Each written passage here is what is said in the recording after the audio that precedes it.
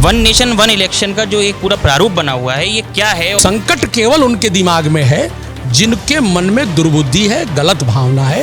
ये बार बार आचार संहिता लगना, बार बार चुनाव होना, इसकी आवश्यकता क्या है? लोकसभा में सांसद चुने गए हैं, वो 5 साल तक इंतजार न करें। तो लोग जब वोट डालने जाएंगे, वोट मांगने जाएंगे, तो उनमें एक भयावह स्थिति भी पैदा हो सकती है। सांसद विधायक को हराने का प्रयास करता, विधायक सांसद को हराने का प्रयास करता। होता क्या है कि 5 साल में बार बार आने वाले चुनावों से बार बार आचार संहिता लगती है। अपनी सीट से इस्तीफा दे दें, फिर से चुनाव में चले जाएं। तो जब एक साथ चुनाव होंगे तो वो जो मदद वाले हाथ होंगे वो तो बढ़ जाएंगे। संपूर्ण भारत में इस समय भारतीय जनता पार्टी के जितनी भी योजना हैं, उसको पटल पर लाने के तरीके हैं, उसकी नायाब कोशिशें हैं, उसकी अलौकिकता से चर्चा हो रही है।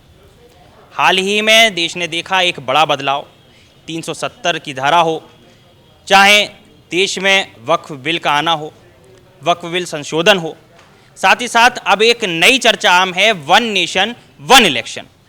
जब आप जनता के बीच में जाते हैं तो कई बार ये देखते हैं कि जनता में एक स्थिति होती है कि देश में चुनाव जो हैं वो एक बार में एक ही समान चुनाव होने चाहिए।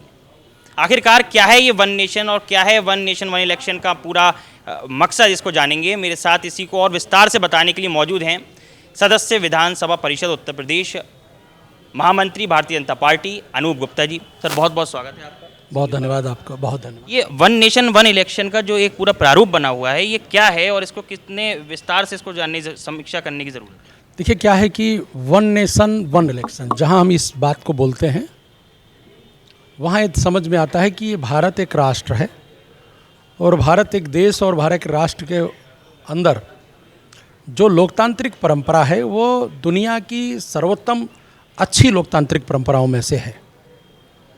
लेकिन इसके अंदर भी ये देखने को मिल रहा था लगातार कि मतदाताओं का मतदान के प्रति धीरे धीरे रुझान कम होता जा रहा है।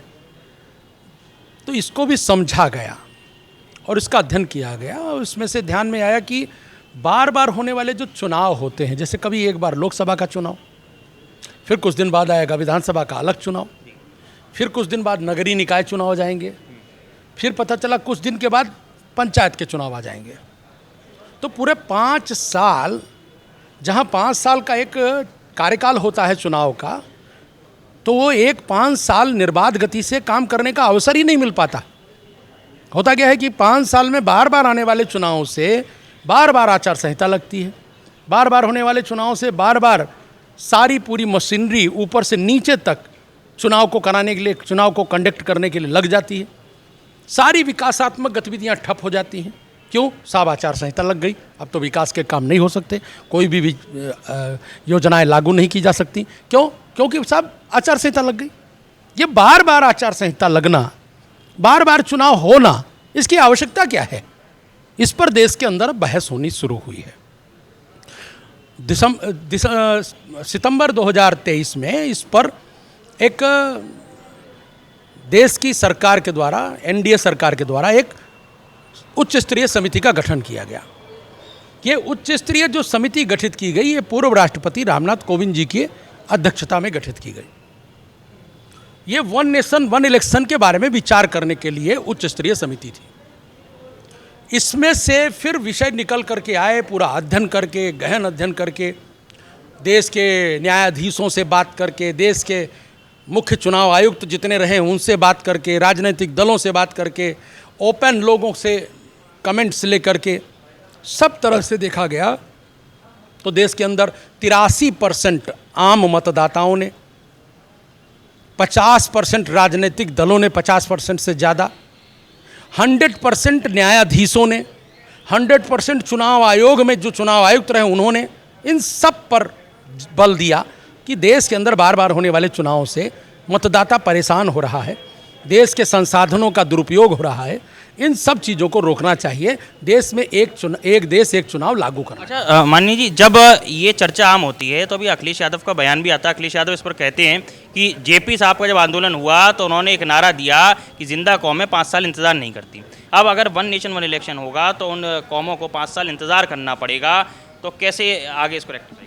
तो इसका तात्पर्य है कि वो अपना जो लोकसभा में सांसद चुने गए हैं वो 5 साल तक इंतजार न करें, अपनी सीट से इस्तीफा दे दें, फिर से चुनाव में चले जाएं। जो चुनाव में आएगा जीत करके वो जीतेंगे या कोई दूसरा जीतेगा, पता लग जाएगा। जिंदा कौमें इंतजार करती कि नहीं करती।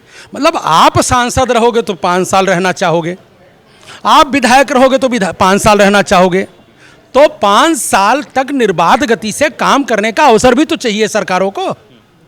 कोई राज्य सरकार 5 साल तक काम इसलिए नहीं कर पाती क्योंकि बीच में लोकसभा के चुनाव हैं, बीच में नगर निकाय के चुनाव हैं, बीच में पंचायत के चुनाव हैं, कैसे काम कर सकती? अगर सारे चुनाव एक साथ होंगे, एक छोटे से लेकर चुनाव, अगर एक पंचायती चुनाव हो, नगर निकाय चुनाव हो, नगर पालिका, नगर निगम, विधानसभा, लोकसभा, सारे चुनाव एक साथ होंगे तो एक जो स्थिति बनेगी पूरे देश में, ठीक है एक चुनाव खर्च भी कम होगा, लेकिन जो एक स्थिति बनेगी पूरे देश में कि पंचायत के चुनाव भी हो रहे हैं, विधानसभा भी हो रहे हैं, तो लोग जब वोट डालने जाएंगे, वोट मांगने जाएंगे तो उनमें एक भयावह स्थिति भी पैदा हो सकती है। उसको कैसे सरकार काहे की भयावह स्थिति होगी?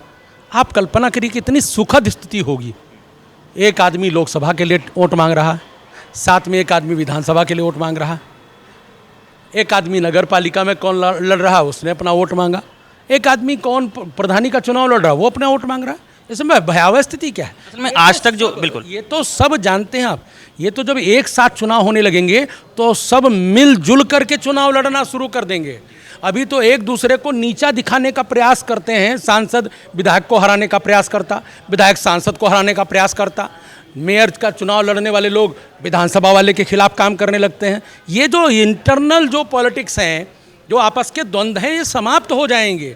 एक साथ चुनाव हो रहा है तो आदमी अपने चुनाव को देखेगा कि दूसरे के चुनाव में। सर ये जो पूरी एक पॉलिसी बनी रहती है, क्योंकि जब चुनाव होते हैं बड़ा एक समझने की भी चीज़ होती है, क्योंकि जब छोटे चुनाव होते हैं जब वो जीतते हैं, फिर जो बड़ा चुनाव होता है उसमें वो मदद करते हैं जाकर। तो जब एक साथ चुनाव होंगे तो वो जो मदद वाले हाथ होंगे वो तो बढ़ जाएंगे। तो अब जब चुनाव होगा तो फिर वो कैसे आपने जैसे जो विवेचना किया उसको जरा आप समझिए। भाई लोकसभा का जो चुनाव लड़ रहा है वो पूरी लोकसभा के लिए होल्डिंग बनवा रहा है। राज्यों में विधानसभा होने वाले चुनाव हैं तो विधानसभा जो वहाँ लड़ रहा है वहीं लोकसभा हो रहा है, वहीं विधानसभा हो रहा है, तो एक ही होल्डिंग पे दोनों लोगों के फोटो लग जाएंगे तो होल्डिंग का भी खर्चा कम हो गया, आधा हो गया। ये तो एकजुट होकर के एक दूसरे का साथ दे करके चुनाव हो जाएगा। ये केवल और केवल वे लोग इस चुनाव एक साथ एक चुनाव का विरोध करते हैं। एक राष्ट्र एक चुनाव का विरोध सिर्फ वही लोग करते हैं जो भारत को एक राष्ट्र मानते ही नहीं हैं, जो कहते हैं भारत तो टुकड़ों टुकड़ों से मिला हुआ एक कोई भूखंड है, वो एक राष्ट्र मानते कहाँ हैं? तो संकट केवल उनके दिमाग में है जिनके मन में दुर्बुद्धि है, गलत भावना है, जबकि पूरे देश का एक एक मतदाता चाहता है कि वो एक बार मतदान केंद्र पर जाए, वहीं पर उसको लोकसभा का भी वोट डालने को अवसर मिले, वहीं पर उसको विधानसभा का भी वोट डालने का अवसर मिले। बार बार उसको मतदान केंद्र तक जाना, धूप में तपती धूप में परेशान होना, इससे उसको बचाने की आवश्यकता है। अच्छा एक आखिरी सवाल ये है कि वक्फ बिल जब आता है, जब उसकी चर्चा होती है, अब चूंकि अगर उत्तर प्रदेश की बात कर ली जाए तो उत्तर प्रदेश में इस समय एक बड़ी ही अलग स्थिति बनी हुई है। समाजवादी पार्टी लगातार इसका विरोध कर रही है, वक्फ बिल को लेकर तरह तरह की चर्चाएं हो रही हैं, लोगों में एक स्थिति भ्रम की स्थिति भी बनी हुई है, लोग समझ नहीं पा रहे हैं। भारतीय जनता पार्टी ने एक अपना अभियान चलाया है जिसमें वो मुसलमान समाज के बीच जाएगी और उनको समझाएगी कि इस बिल की क्या कुछ खासियतें हैं। क्या लगता है कि अभी वक्फ बिल को कितना समझने की ज़रूरत है और जो समाज में खुराफाती तत्वों ने इस तरीके से लोगों की मानसिक दृढ़ता बना रखी है उसको कैसे बदलाव करेंगे? निश्चित तौर पर वक्फ बिल अब तो देश में लागू हो गया और देश ने 2/3 बहुमत के साथ देश की माननीय संसद ने उसको पारित कर दिया है और वो देश का कानून बन चुका है। भारतीय जनता पार्टी निस्संदेह इस पूरे विषय को लेकर के गांव-गांव तक जाने वाली है, गली मोहल्ले तक जाने वाली है और इसको लेकर के जो विपक्षी दल जो तुष्टीकरण की राजनीति में केवल विश्वास करते हैं, कुछ लोगों को ही संपूर्ण संपत्तियों का आधिपत्य देना चाहते हैं, कुछ अपने गुर्गे हर जगह बैठालना चाहते हैं, ऐसे जो राजनीतिक दल हैं उनकी जो योजनाएं हैं उनको बेनकाब करने का काम बीजेपी के कार्यकर्ता जा करके सब जगह करेंगे और बताएंगे कि वक्फ बिल शायद इस देश के आम मुस्लिम मतदाता के लिए कितना लाभकारी होगा। जो गरीब मुस्लिम है उसके लिए इतना बेहद लाभकारी होगा, अब हर गरीब मुस्लिम भी उस वक्फ का हिस्सा बन सकता है। बहुत बहुत शुक्रिया, आप थे हमारे साथ अनूप गुप्ता जी, विधानसभा परिषद उत्तर प्रदेश और भारतीय जनता पार्टी के महामंत्री उत्तर प्रदेश के। कैमरामैन दीपक के साथ ऋषभ सक्सेना, सी न्यूज़ भारत, लखनऊ।